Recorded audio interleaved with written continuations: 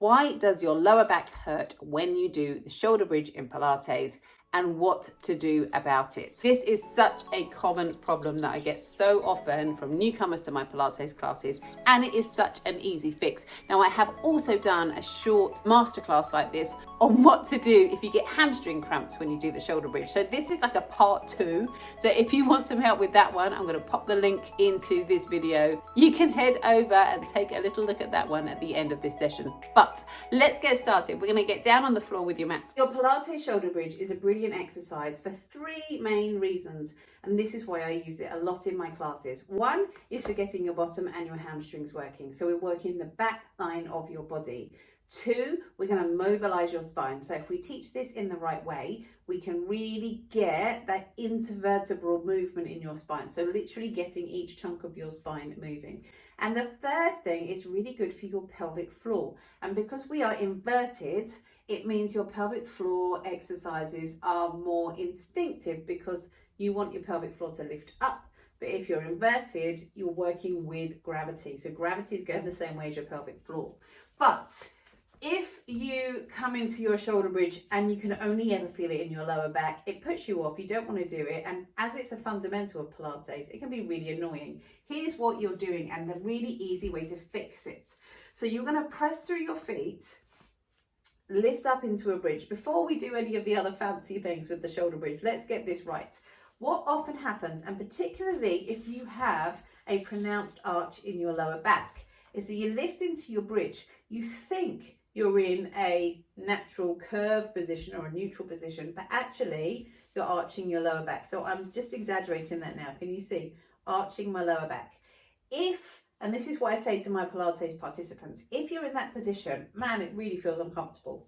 So I want you to feel that you just lower a few ribs down. So don't feel you're having to lift too high. You're working too hard.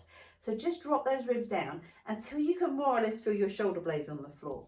Then take your hands onto your pelvis. So my thumbnails are pointing upwards and I'm going to tip my pelvis under. Now I'm exaggerating that, but I want to bring my thumbnails towards my chin. And as soon as I do that, I can feel my bottom working and not my lower back. Let's just go through that again.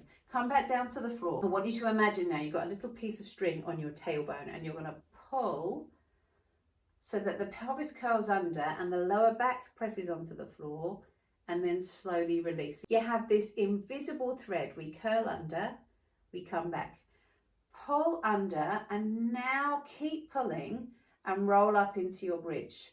So make sure you exaggerate the tail coming under rather than hanging that way. Can you see the difference? We're going to pull under. So then press into the backs of your arms and the shoulder blades. Then just let your thighs come a little closer towards each other because they have a tendency to do that. So I want you to bring them back in. And then you'll also feel your tummy muscles working. If you're there, these are all stretched, they're not doing anything. If you're there, bottom's working, thighs working, back's working, tummy's working. So everything is working for you.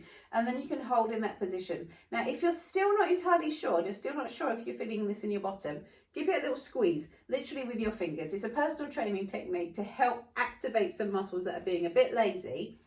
And then try and lift onto your heels, not your toes. Every time I say this, people lift onto their toes. Lift onto your heels, can you see? And again, you can feel a bit more work through your bottom. Bring your feet back down to the floor and then roll back down towards the mat. And I promise, if you focus on those things, so remember, let's go through those again.